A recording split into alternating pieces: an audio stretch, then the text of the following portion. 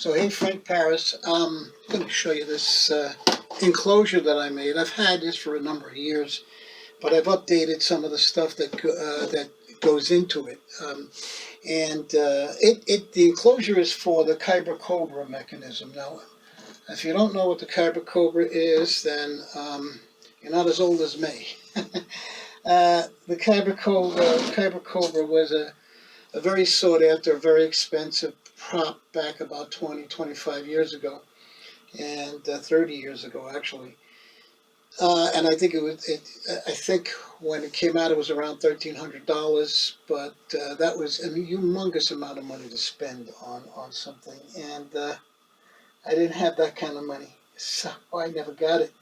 I got it years later, and I bought it new, and I've actually been one of these people in magic who I can't leave well enough alone. I got to figure out how to add to my props, put a spin on my props, do things that are not conventional with my props, especially the ones that I create, that I invent, the ones that I sell to guys like the ones that are watching this right now.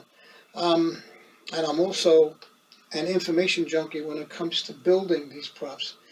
I will use whatever kind of mechanisms I can get my hands on that will enhance the prop, will make it different from somebody else's props. And I usually come up with my own ideas too, just stuff that I just totally come up with. It's as a fabricator and a performer and a magician who's been in this business for 60 years already. I was 15 when I started, so do the math. So when you're around that long, okay, you become jaded. You become a person who wants to figure out different ways to do things. And not to be long-winded, but the Kyber Cobra is one of those mechanisms that I appreciate because of the clockwork mechanism. It's got a cam here which activates micro switches, which makes the snake go up with a card and then come back down because the card is wrong, and then he goes back up again. But before he does that, these springs, which hold cards, 3 times push. The cam pushes this metal mechanism and releases the spring holding a bunch of cards, and they come flying out 3 different times until he goes back down and gets the right card and brings it back up. So this mechanism and some of the mechanisms that I built and some of the mechanisms that I buy are unique items, and I always like to put something. I always like to add, take away, or modify it, whatever I'm doing. I haven't done anything to this. I haven't modified it. I've left it basically the same. I've done some repairs on other people's over the years. I've replaced the motor. I've replaced the micro switches, etc., etc., etc. But like I said, mine is in very good condition, and I haven't had any problems with it. Okay, so let's talk about the enclosure, which is what I'm really here to show you. The reason I'm bringing up the enclosure is because I put stuff in this enclosure that you can put in your Kyber Cobra basket if you can figure out how to juggle the items in so much as you've got the Kyber Cobra mechanism plus these other items. So I built a little housing. This is a housing which I've been performing the Kyber Cobra in, and I like it because I can have handles and I can pick it up and that kind of thing. So let's start off with this side of it. Is this the side here? Let me just make sure. Yeah, no, that's not the side. Let's start with this side. This side here has a mechanism in it with a 9-volt battery, and it gives me access to the Kyber Cobra if I'm at a show and I want to make sure, do a double or triple check on the mechanism settings, okay? Usually you can open up the top to do that too, but I want to make sure that the switches are set in such a way that I can see it. Now let's talk about the inside. Now, what I've done on the inside, and I'm going to make sure that you can see this because I'm going to sit down, and I've got a robotic camera, so it's going to follow me when I sit down. Okay, so let's just see what I have. Okay, let's hold this up so you can see it. I'm looking at the camera here to make sure you can see it. That top thing that's Velcro to the, let's get this just right. This guy right here, this is a card shooter. It's a card fountain.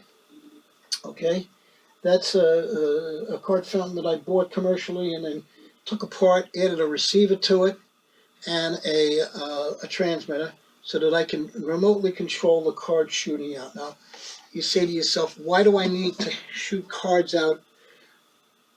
But this does it itself. It shoots 3 different sets of cards into the air while the snake is going down looking for your card that you've selected. By the way, I haven't talked about the routine. Routine, spread the cards out, have somebody select the card. Obviously, you force the card, and then you bury the card back in the deck, and you put the deck into a little holder or something, or just drop them inside the box or the basket if you have the basket, you're using the basket. And then, of course, the snake goes up. He comes up with a card, and you look at it, it's the wrong card, you tell him to go back down, and he goes back down because the cam and the micro switches are controlling all of that. Okay? And now, when he goes down for the first time, he releases 3 sets of cards that are spring-loaded by a mechanism that's here on top of the Kyber Cobra. This guy right here. You can see that these are set with cards in these little trays, and each one is released. 1, 2, 3, and the cam actually does the releasing of it. The cam pushes this metal bar, which releases the springs. All very elementary when it comes to clockwork mechanisms of today. Okay, so and I like to add the final insult to the snake as he goes back down after selecting the real card, and he shoots up cards, a lot of cards. Okay, so that's the insult. Okay, so that's the you see the card fountain here. Okay, this other device right here. Let me just make sure I got it in the camera. This other device, which is Velcroed in here also. Okay, is, let's see if I can get closer. Turn this camera. This other device, I can see where it is now. Oh, here we go. This device right here. See it? Trying to get it. There we go. This is the device right here. And I can pull it out too. It's on Velcro, so let me pull it out. This is a smoke machine. This is one of my smoke machines, and it's Velcroed in here. And the reason it's one of my smoke machines is because I don't like any of the other ones. And here's what you get with my smoke machine. Oh, I hit the wrong one. Here we go. That's what you get with my smoke machine. You're not going to see a smoke machine do this. Not in the size that I just showed you. Okay, so that's a great little thing, because I usually tell the snake, do no cooking while we're performing. If you're hungry, we'll make something later. And you see the smoke coming out. I'm overtaxing the snake. He's got smoke coming out of his head, whatever. So that's the second gimmick that I've stuck in here. And then the third gimmick, which I like to tell you about, is this one here. I call it the shaker. I'll tell you what the mechanism is. Okay, I call it the shaker, and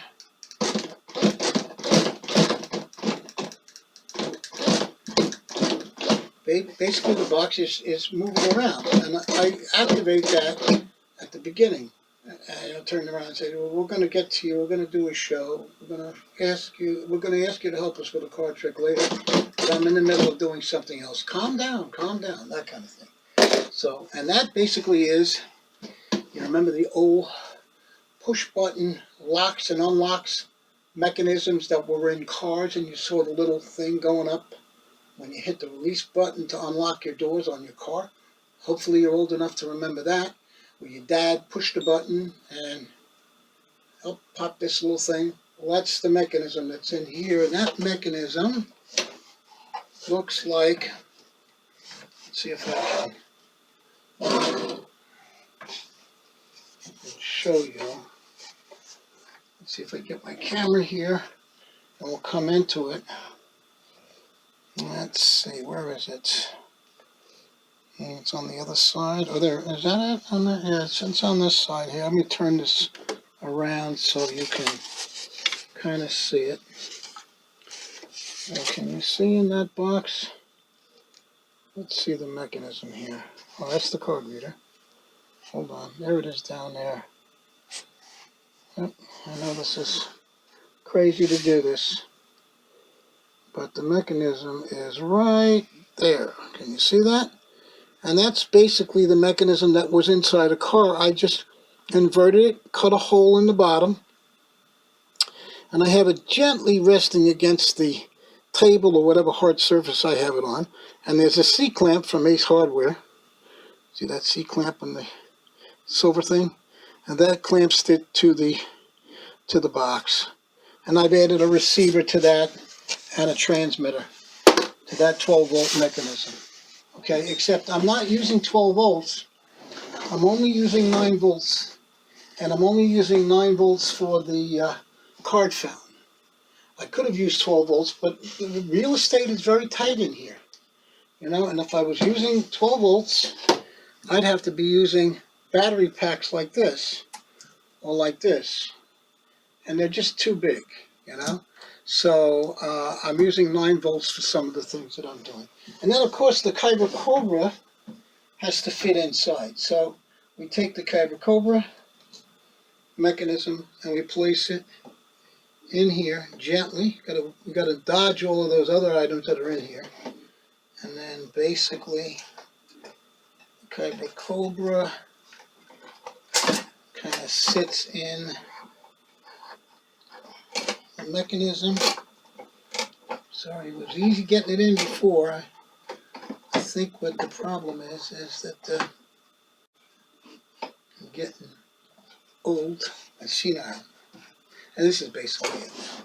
So now, opening up this here, and opening this up, and you can see how the snake looks when we manually let him come up. Put that in manual. So you can see the snake when he comes up and the mechanism with the card in his hand. I don't have any cards in the tray. So I don't have any cards in the tray, so you can see see how the mechanism, when it's working off the cam, that's how high the snake goes. All right, so that's basically it. Now, of course, you got all this stuff in here, and it really looks real cool.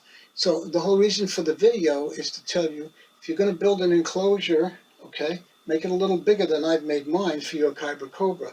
If you want to build an enclosure for some prop that you have that's some kind of snake kind of thing, I mean, I manufacture remote control snakes too. So you can check them out on my YouTube channel, Magician Frank Paris Remote Control Snakes, and you'll see one of the mechanisms that I make. And if you want to buy one of those and throw them in an enclosure, okay, and then add a card fountain to it, add a smoke machine to it, or add that shaker thing to it, I'm happy to help. You can buy the shaker, the shaker yourself on Amazon. It's an automobile car lock, 12-volt car lock mechanism. And you'll see different ones. Try to get a heavy-duty one because you may be using a box that needs needs to be lifted, and the box may be heavy. So, and I just put the mechanism in there, and that's basically how high I want it to go. You know what I'm saying? I want it to shake like that. I don't want it to go crazy shaking, like it's going to shake off the table. So that's why I'm using the 9-volt. I could probably squeeze a 12-volt battery in there. You know what I'm saying? I could squeeze one in there. But I'm leaving it at 9 volts because I don't want the unit to be shaking too much. So that's basically it. Let me bring the snake down again. Oh, can't see what I'm doing here. And there we go. So if you have a Kyber Cobra snake, or you have any kind of a snake, remote control snake, or a viper snake, and you want to add 2 minutes, 3 minutes to your play, whatever the play is in there, usually I try to do when it comes to things like this, I want to get 5 minutes out of it. I have Tom Uris's Bunny in the Hat. I get 5 minutes out of it. I get 5 minutes out of Tom Uris's Bunny.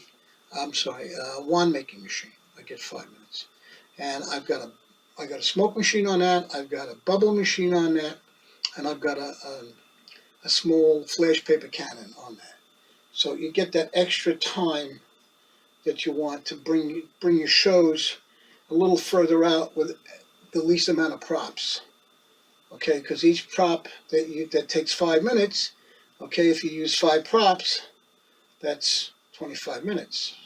And if you're booked for 40 minutes or 50 minutes, you got a problem because you got to keep coming up with other things to do. Professor's Nightmare and Invisible Deck and Linking Rings or whatever you do, Square Circle, that kind of stuff. For me, it's 5 minutes. 5 minutes on each prop, 5, 6 minutes on each prop, if I can do it, okay? And definitely not card tricks. You know, if you do an invisible deck, you should do that in 3 minutes, not 5 or 6 or 7 minutes. Okay, because people get bored. Their attention span stops. You know, it's because of the internet, you know. So, and TikTok destroyed us too. So, that's it. Basically, Frank Paris, over and out. Hope this helped. Thank you.